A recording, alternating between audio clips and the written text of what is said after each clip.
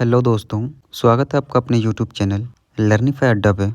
आज की इस 1 शॉट क्लास में हम जीन पियाजे के कॉग्निटिव डेवलपमेंट थ्योरी को बिल्कुल आसान भाषा में समझेंगे।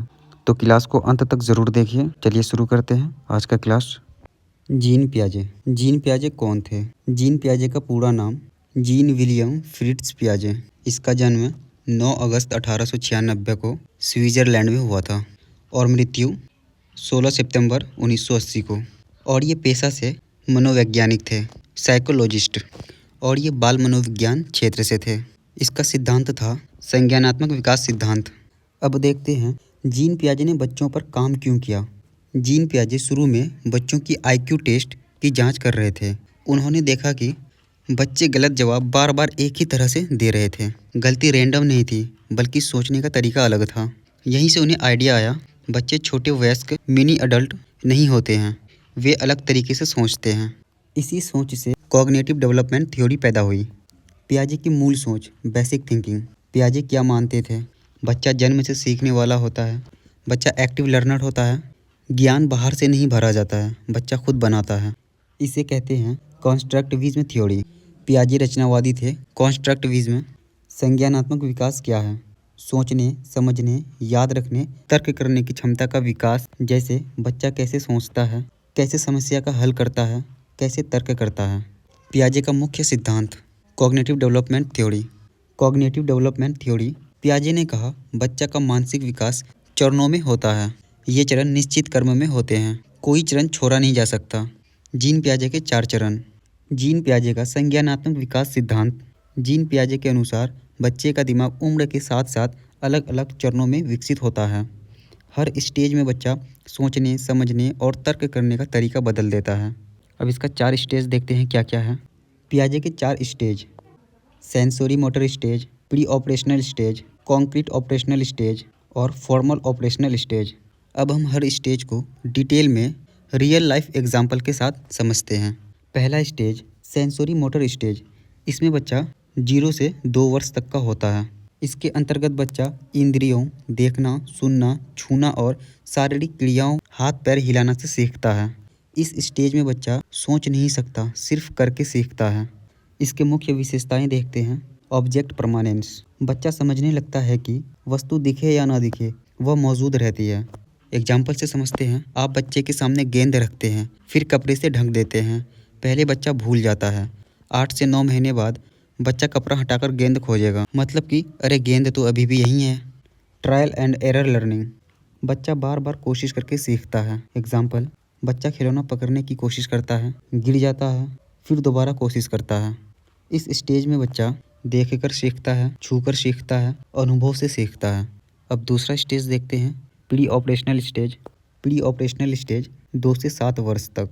मुख्य बातें, इस स्टेज में बच्चा बोलना सीख जाता है, लेकिन तर्क सोच, लॉजिकल थिंकिंग अभी पूरी नहीं होती। इसकी मुख्य विशेषताएं देखते हैं। ईगोसेंट्रिज्म, आत्म केंद्रित सोच।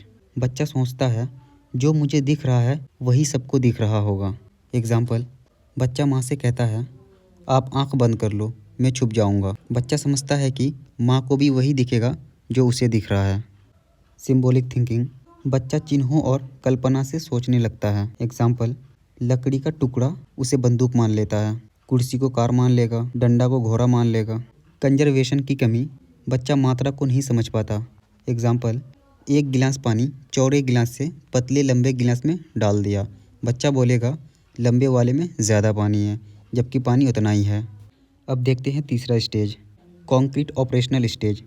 इसमें बच्चा 7 वर्ष से लेकर 11 वर्ष तक का होता है। मुख्य बातें, बच्चा तर्क करना सीख जाता है, लेकिन सिर्फ ठोस कॉन्क्रीट चीज़ों पर। मुख्य विशेषताएं, कंजर्वेशन की समझ। अब बच्चा समझता है कि आकार बदलने से मात्रा नहीं बदलती। एग्जाम्पल, वही पानी वाला प्रयोग।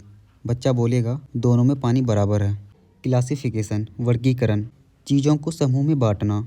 एग्जाम्पल, फल, सब्जी, जानवर, पक्षी, लाल पेंसिल, नीली पेंसिल। रिवर्सिबिलिटी, बच्चा सोच सकता है कि काम उल्टा भी हो सकता है। एग्जाम्पल, 5 + 3 = 8, तो 8 - 3 = 5। लेकिन बच्चा इस स्टेज में भी काल्पनिक अब्स्ट्रक्ट चीज़ें नहीं समझ पाता है। अब देखते हैं चौथा स्टेज, फॉर्मल ऑपरेशनल स्टेज। इसमें बच्चा 11 वर्ष से ऊपर का होता है। मुख्य बातें, बच्चा अब्स्ट्रैक्ट और लॉजिकल साइंटिफिक थिंकिंग करने लगता है। मुख्य विशेषताएं, अब्स्ट्रैक्ट थिंकिंग, जो चीज़ दिखती नहीं है उस पर भी सोच सकता है। एग्जाम्पल, ईमानदारी, आज़ादी, न्याय, लोकतंत्र। हाइपोथेटिकल थिंकिंग, अगर ऐसा हुआ तो क्या होगा, सोच सकता है। एग्जाम्पल, अगर पृथ्वी घूमना बंद कर दे तो, अगर पानी ना हो तो। प्रॉब्लम सॉल्विंग, किसी समस्या का समाधान खुद खोज सकता है। एग्जाम्पल, गणित के सवाल, विज्ञान के प्रयोग, सामाजिक समस्याएं। अब हम इसके कुछ MCQ देखते हैं।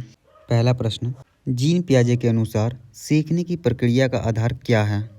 अनुकरण, अभिप्रेरणा, संज्ञानात्मक विकास या स्मृति? इसका राइट आंसर हो जाएगा ऑप्शन सी, संज्ञानात्मक विकास। जीन पियाजे के अनुसार बच्चा ज्ञान का निर्माण स्वयं करता है। सीखना उसके संज्ञानात्मक विकास पर आधारित होता है। दूसरा प्रश्न, जीन पियाजे के अनुसार संज्ञानात्मक विकास की कुल कितनी अवस्थाएं हैं? 2, 3, 4 या 5? इसका राइट आंसर हो जाएगा ऑप्शन सी, 4 अवस्थाएं। पियाजे ने संज्ञानात्मक विकास को 4 चरणों में बांटा: संवेदी प्रेरक, पूर्व संक्रियात्मक, मूर्त संक्रियात्मक और औपचारिक संक्रियात्मक। तीसरा प्रश्न, वस्तु स्थायित्व, ऑब्जेक्ट परमानेंस किस अवस्था में विकसित होता है? पूर्व संक्रियात्मक अवस्था, संवेदी प्रेरक अवस्था, मूर्त संक्रियात्मक अवस्था या औपचारिक संक्रियात्मक अवस्था? इसका राइट आंसर हो जाएगा ऑप्शन बी, संवेदी प्रेरक अवस्था। इस अवस्था में बच्चा समझता है कि वस्तु आँखों से ओझल होने पर भी अस्तित्व में रहती है। 4 नंबर, संरक्षण की अवधारणा, कॉन्सेप्ट ऑफ कंजर्वेशन किस अवस्था में आती है? संवेदी प्रेरक, पूर्व संक्रियात्मक, मूर्त संक्रियात्मक या औपचारिक संक्रियात्मक? इसका राइट आंसर हो जाएगा ऑप्शन सी, पूर्व संक्रियात्मक अवस्था। इस अवस्था में बच्चा समझता है कि आकार बदलने पर भी मात्रा वही रहती है। 5वां प्रश्न, जीन पियाजे के अनुसार बालक में तर्कशील और अमूर्त सोच किस अवस्था में विकसित होती है? पूर्व संक्रियात्मक, मूर्त संक्रियात्मक, संवेदी प्रेरक या औपचारिक संक्रियात्मक? इसका राइट आंसर हो जाएगा ऑप्शन डी, औपचारिक संक्रियात्मक अवस्था। इस अवस्था में बालक काल्पनिक और अमूर्त समस्याओं पर तर्क कर सकता है।